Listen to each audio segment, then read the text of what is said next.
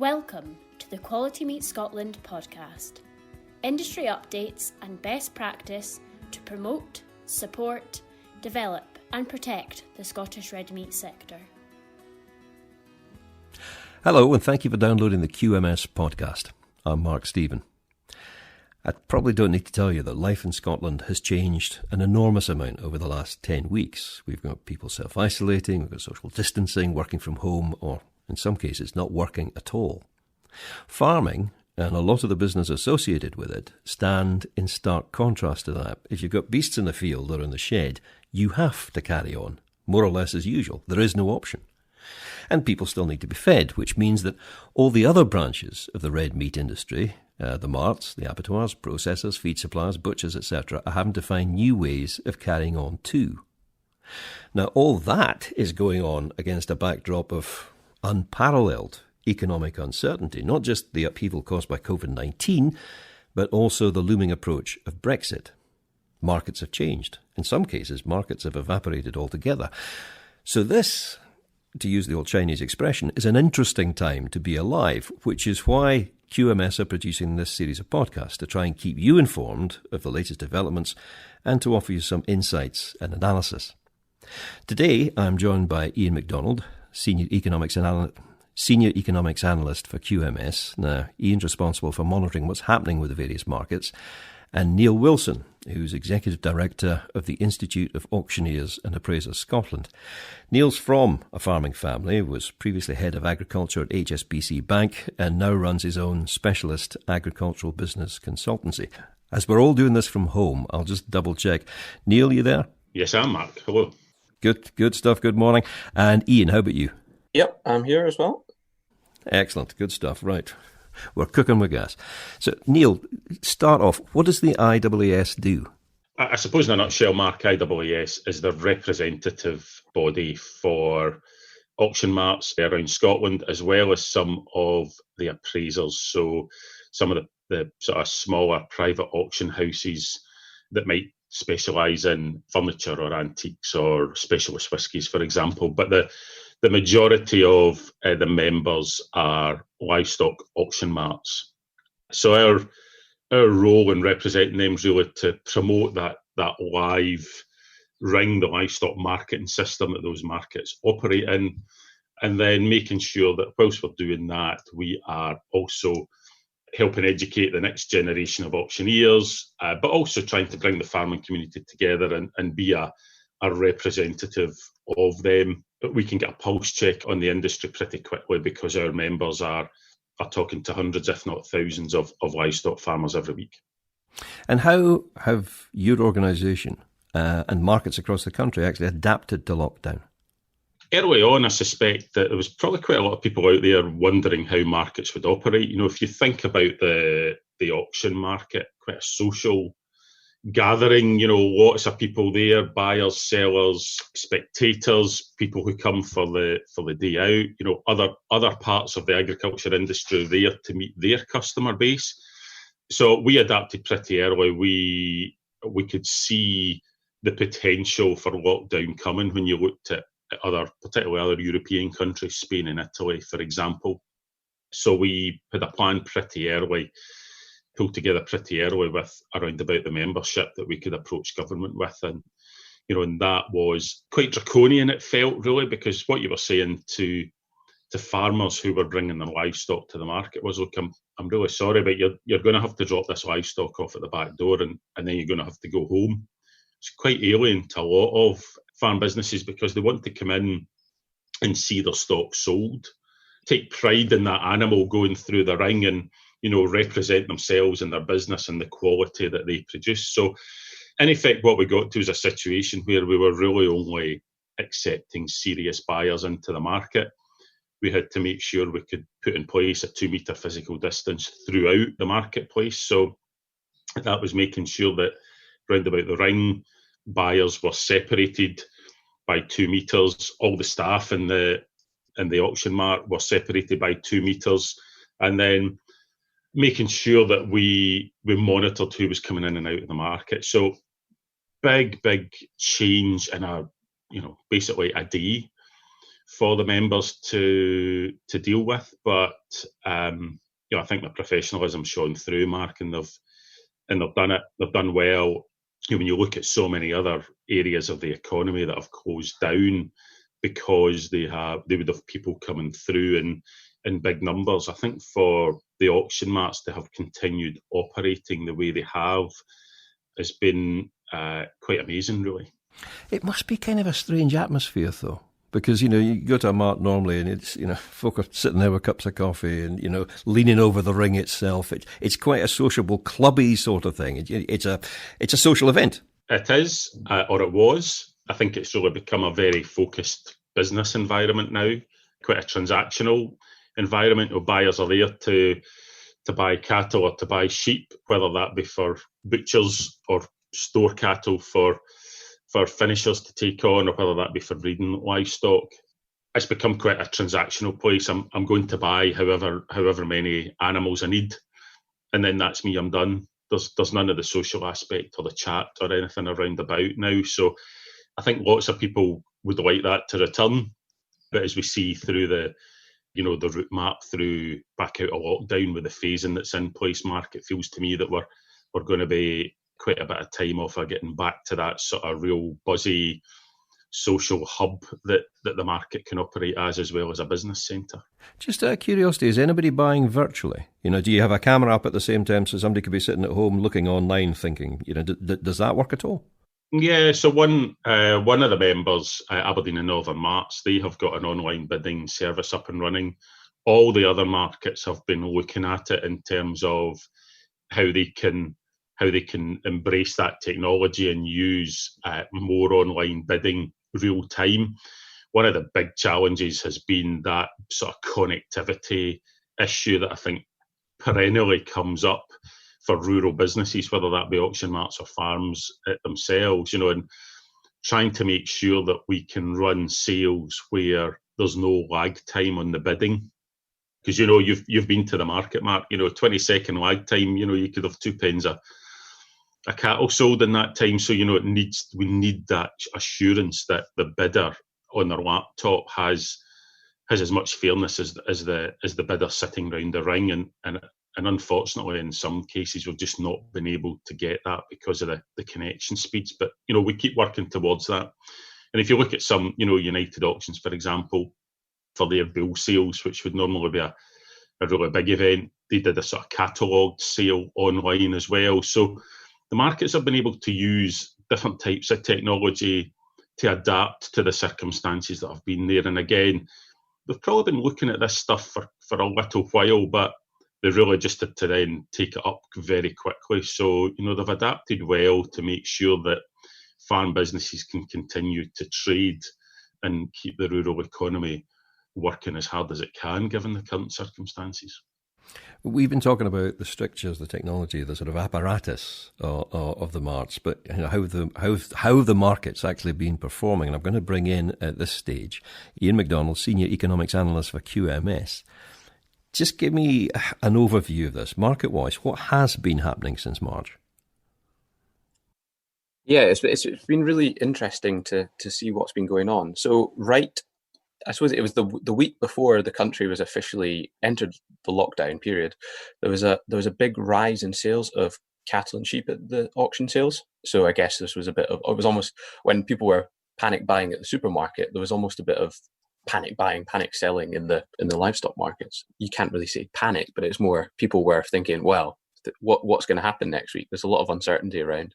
We better get ahead of ourselves here. So that was something that happened. And then once we got into that first week of lockdown, there was a big reduction in sales numbers, a bit of destabilization. And that was also when the lamb market crashed. The price had been something around about £2.40 a kilo. And all of a sudden it dropped to about £1.75. The numbers plummeted. So there was the big surge in sales one week, and the next week, just very few animals were sold at all. And the destabilization in the lamb market went on for a good couple of weeks. It wasn't until really around Easter before the market had sort of fully recovered and was starting to show more normal signals. We've just come out of the Muslim holy month of Ramadan. What effect does that have? There's a sort of couple of big Islamic festivals a year. There's Ramadan, which is fasting during daylight hours. There's a big feast at the start of it, and then a big feast at the end of it, Eid al-Fitr. So at the end of it, there's a big sort of family feast, and you always see a big surge in numbers of lambs on the market at that time. And despite the surge, you'll see a rise in the price. And the same thing happens with the Eid al-Adha festival, which is this year it's right about the end of July, start of August.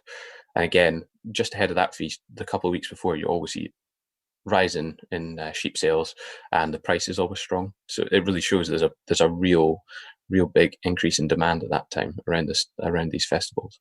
And what's happening in the cattle? For cattle, the auction price was much more stable than the deadweight price, at least initially. And I guess that it was probably helped by the real strength we saw in sales of butchers. Butchers did really well through the whole lockdown period, and people were looking to support their local shops as well as going to the supermarkets.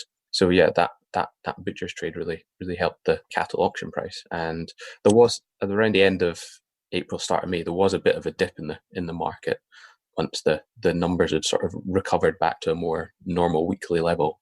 But then the overall cattle market has really heated up the last 2 or 3 weeks, and yeah, the auction price has followed that higher. So it's gone up by about 4% from the low point. I wonder if Neil's got a view on this. Why do you think the cattle price has held up so well, Neil? Good question, because if you look at the store markets as well, the store cattle prices have sort of retained pretty strong levels, Mark. When you pitch them against last year, it's pretty consistent. So I think there's a couple of reasons for that.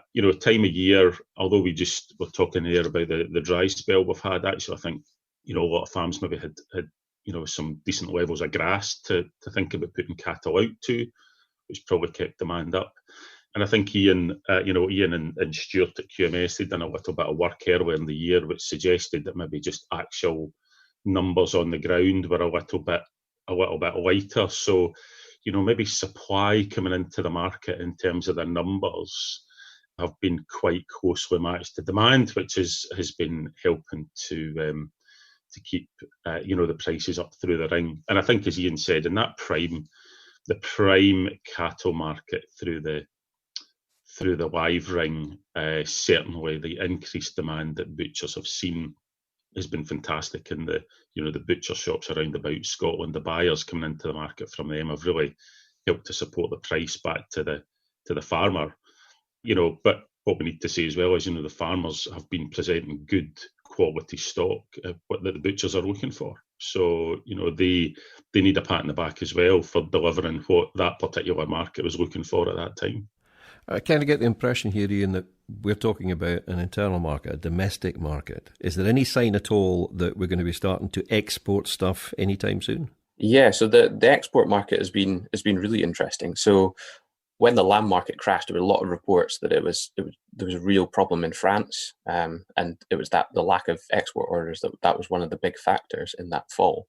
And yet, when looking at some of the wholesale market figures from the big Rungis market on the outskirts of Paris, you saw there was a real sharp decline in prices for lamb there, just that last couple of weeks of March. But then all of a sudden, that French market went from collapsing to almost back to normal, and there was a real sort of quick upturn through April. And it's the French market's been pretty firm in the last few weeks, really. And here the lamb price has dropped a little after the end of Ramadan, but in France the market's been really stable. And the exchange rate as well, that's been another factor. The weakening of the pound through some of the Brexit uncertainty, that's certainly helped the short term level of the lamb market. We can't be the only country in the world that has got difficulties. I mean, how are other countries faring? I mean, places like New Zealand, for example. So New Zealand, it's really been quite sheltered in terms of from the coronavirus in terms of actual numbers of infections.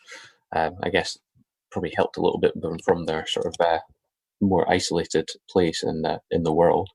They had a huge drought over their summer period, and so there was a lot of early sheep sales, and the price was really strong at the end of last year, and then that early marketing sort of crashed their market a bit, and then they're quite highly sensitive to demand in China, and obviously the earlier lockdown and destabilization in the Chinese market that hit the New Zealand price earlier, and there's some diversion of export product that they would normally send to China into Europe, and that came in March.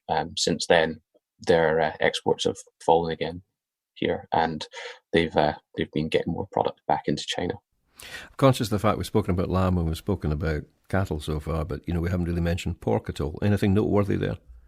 Yes, so the pork market has really been, it's almost remarkably stable. It doesn't seem to have taken much of a hit at all. No real volatility, unlike beef and lamb. The price is just that the farmer has been getting has just been sort of slowly, steadily rising, like it normally would at this time of year. The demand for pork in China has been really strong. It's held up, and UK exports have still been going to China without major problems. When restrictions ease, Neil, and I'm not even going to try and second guess when that might be, what do you think the outlook is for things like the breeding sales or the store sales at the back end of the year? So first of all, I think we are looking at them right now alongside government to see how we can operate them, because as you know, at that time there are some huge sales at that point in time, and that's just a very, very important part of the year for lots of businesses involved in red meat production in Scottish agriculture. So we have to find a way to make sure that we can, through the auction marts, we can help that stock move around about. I think when you start looking at, Iain was talking there about the way some of the prices have reacted across the meat sector. He touched earlier on the fact that, the cattle market's really, really warmed up over the last couple of weeks. The lamb market's certainly above where it was last year. So if you look at those, there's a reasonable amount of confidence, I think, around about those livestock sales at the moment. We're certainly getting a lot of positive feedback through the markets about where prices are and how comfortable farmers are with what they're receiving just now. But the bigger picture that comes back into this as we head towards the back end, Mark, is going to be maybe not just the COVID-19 crisis, but where we actually sit on Brexit and what that's going to do to farmer confidence. What type of deals are we going to be looking at with Europe and other players around the globe? And if that's not looking particularly rosy, what is that going to do to farmer confidence when they come to the market and are looking to bid for store lambs or breeding sheep or store cattle to overwinter? I think that there's quite a lot to happen in the next couple of months until we get to these sales that could tip farmer confidence one way or the other. Within the last fortnight, the UK government voted down amendments which would have conferred a certain amount of protection on domestic products, etc., from UK agriculture. How have the farmers been reacting to that? I think really just a bit of disappointment, bit of dismay. I think some of the communication coming out of government could have been a bit better about where they saw some of these protections sitting. With a lot of feedback from particularly the Conservative MPs in Scotland who voted against the Neil Parish's new clause 2 to say, look, it probably shouldn't be in the agriculture bill. It's more likely to have a place in the trade bill. Whether that happens or not, Mark, I think is a big challenge. But I think there'd be quite a lot of pretty cross farmers around about the country thinking that the UK government were happy to open up access to what many would probably class as product that would be produced to standards that are nowhere near those in Scotland. I'll put this question to both of you. Iain, for a start, probably. What's your impression? I mean, we came into the coronavirus crisis, global pandemic, etc., and, the ewes were already in lamb, the cows were already in calf. Next year, do you think the farmers are going to be looking to produce the same number of beasts? More, less, what? That's always a very good question, yeah. So I think since I joined QMS in 2010, there's been lots of things going on, and farmers they have to cope with so much uncertainty every single year. And over the last decade, I suppose the real interesting thing is the number of ewes in Scotland's been really quite stable, no real change, and we've seen some increase in productivity over that time. So the lamb crop has tended to sort of edge a bit higher. On the beef side, we have seen the number of beef cows. It's been declining steadily, almost 1% to 2% a year. So that's the question whether that's going to continue. That seems to be a bit of a long-term trend, unfortunately. I guess it's a sign of how difficult it is to make a profit out of beef farming. Yeah, look, I think it's when you hit periods of uncertainty, and you made the point there. Farmers now are thinking about, even right now, are thinking about putting cows in calve, that are going to take us well through the end. Well, what might or might not be the end of coronavirus, what might be over, Brexit Day at the end of this year. So I think what will happen is most businesses will just take the view that actually, look, this is the core part of what we do as a business, whether that be mixed livestock farming, whether that be sheep farming, whether it be specialist beef, whatever element that is. And actually, the one thing I would say, Ian made a very good point there about beef cattle numbers, beef cow numbers in particular, dropping down. I mean, that in my mind is pretty much, not 100%, but pretty close to 100% an economic issue about, the returns to the farm gate. Can I agree with you? And I just feel that that's a trend that will probably continue. But I think most farmers will look and say, right, look, this is the core of what we do as a business. We're comfortable doing it. We will keep working away. We need to make a decision about cows now. We need to make a decision about sheep in a couple of months' time. And actually, the reality is, I think what you'll find, Mark, is a lot of businesses will just go, right, we'll go with it for another year. We'll keep the purse strings tight. We'll tighten the belt a bit more around about costs, and we'll work our way through this. And then we'll see what happens in the political arena around about coronavirus and Brexit. And then we can then start to pull some of that into business planning as we look forward. It's fascinating, though, isn't it? Because one of the key points of resilience is flexibility. In my impression, and I could be wrong on this, is that every aspect of the red meat industry at the moment, of all the various component parts, are being forced is the wrong word, but out of necessity, they are working more closely together probably than they ever have in the past. Do you think is it true, and B, is it likely to last? Well, I think there's certainly through the coronavirus crisis, there's been a lot of Zoom calls going on across industry, people just trying to work out what's going on. I guess that just thirst for information and everyone being almost in the same having to deal with the same crisis, it's really sort of pulled people together. Yeah, I think there's more information being flown back and forward. Certainly, me touched on some of the stuff earlier. When the lamb price crashed very early on, and I think just a week before lockdown, there was a lot of communication at that point in time between the auction marts, the processors. What's in the supermarket, what's demand looking like? What messages do we need to get back to the farm gate so that we, as much as anything, Mark, we didn't want lots and lots of people bringing stuff to the market, coming out of their homes when the product wasn't going to be required, and to come back and pick it up to take it away again. So, that one example there of just a little bit of additional communication helped us make sure that across the industry we could make sure that expectations were being managed. And farmers were great. They listened to that message and we were all able to work through some of those early issues and get back on a sort of what you might call an even keel. And I think the beauty of what the auction marts can bring is that ability to communicate with so many livestock farmers in a short space of time and get those messages out there. So, this we will continue to have to work together as an industry and grow these lines of communication. And there'll be all different ways of doing it. But if we can't get that information flowing to farmers, it's going to make it pretty tough for businesses to make decisions in the future. Well, it's a fairly fluid and dynamic situation, but it's been a pleasure talking to you both. Neil Wilson, Executive Director of the IAAS, and Iain MacDonald, Senior Economics Analyst for QMS. Thank you both very much for your time. Thank you. Thanks, Mark. And thanks very much to you for downloading this podcast. We will be back with another QMS podcast next week. Thank you for listening to the Quality Meat Scotland podcast. For news and to listen back to previous episodes of the podcast, visit qmscotland.co.uk.